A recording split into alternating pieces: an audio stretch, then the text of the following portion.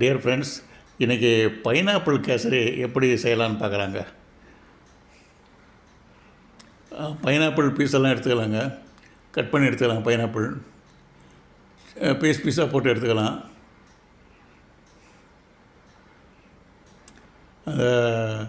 இந்த பெரிய பீஸ்லேருந்து கொஞ்சம் சின்ன சின்ன பீஸெல்லாம் கொஞ்சம் கட் பண்ணி எடுத்து வச்சுக்கலாங்க.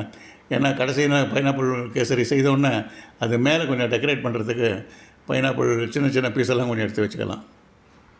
இப்போ இந்த கட் பண்ண பீஸெல்லாங்க ஒரு மிக்சியில் போட்டு கம்ப்ளீட்டாக பண்ணி கிரைண்ட் பண்ணி ஜூஸ் எடுத்து வச்சுக்கலாங்க. பைனாப்பிள் ஜூஸ் எடுத்து வச்சுக்கலாம்.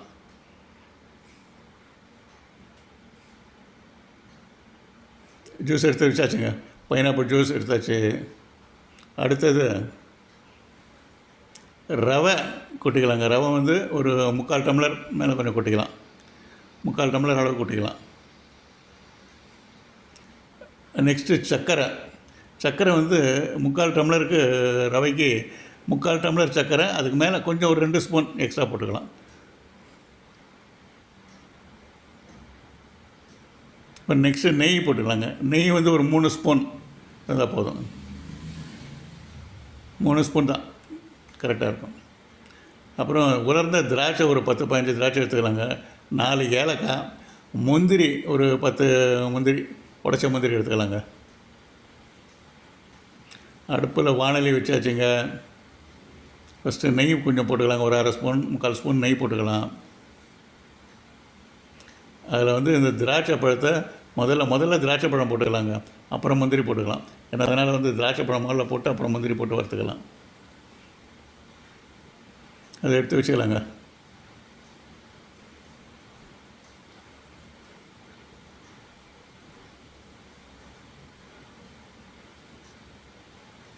எடுத்து வச்சுக்கலாம்.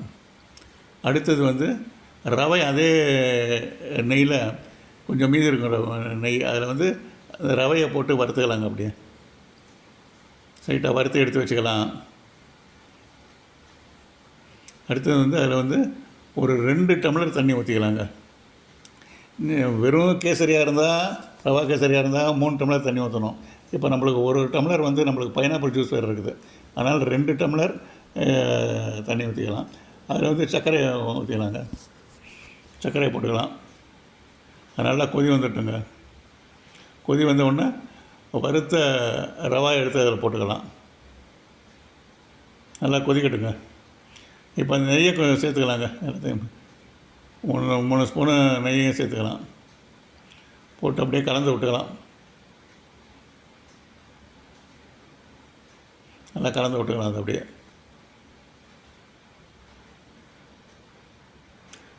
இப்போ நல்லா கலந்து வச்சுங்க. இப்போ 3 ஏலக்காய் போட்டுக்கலாங்க. அதில் ஏலக்காய் எடுத்து வச்சது அதிலே அப்படியே பைனாப்பிள் ஜூஸை கலந்துக்கலாங்க. இப்போது போட்டு நல்லா கலந்துக்கலாங்க. மிக்ஸ் பண்ணிக்கலாம்.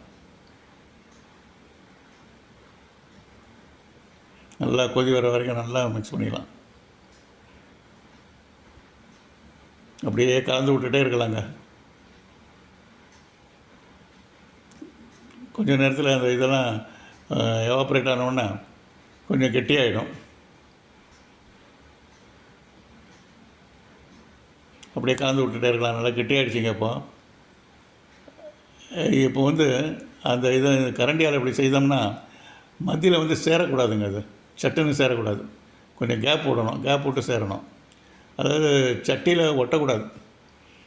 இந்த செய்த இது வந்து சட்டியில் ஒட்டாமல் இருக்கணும். தனியாக வரணும். இதுதாங்க பக்குவம். கரெக்டான பக்குவம் இதுதான். இப்போ வந்து இதில் வந்து நம்ம வறுத்து வச்ச முந்திரி பருப்பு, திராட்சை பழம் எல்லாத்தையும் போட்டுக்கலாங்க. போட்டு நல்லா மிக்ஸ் பண்ணிக்கலாங்க.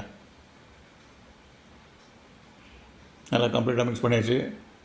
இப்போ தனியாக எடுத்து ஒரு பிளேட்டில் எடுத்து வச்சாச்சுங்க. கேசரி எடுத்து வச்சாச்சு செய்த. இப்போ வந்து இது மேலே அந்த சின்ன சின்ன பீஸ் நம்ம பைனாப்பிள் கட் பண்ணி வச்சோம் பாருங்கள், சின்ன பீஸு, அதெல்லாம் ஒவ்வொன்றத்தையும் போட்டு அப்படியே மேலே வச்சிடலாங்க. கொஞ்சமாக அது சாப்பிட்றப்ப அது நல்லா டேஸ்ட்டாக இருக்கும்.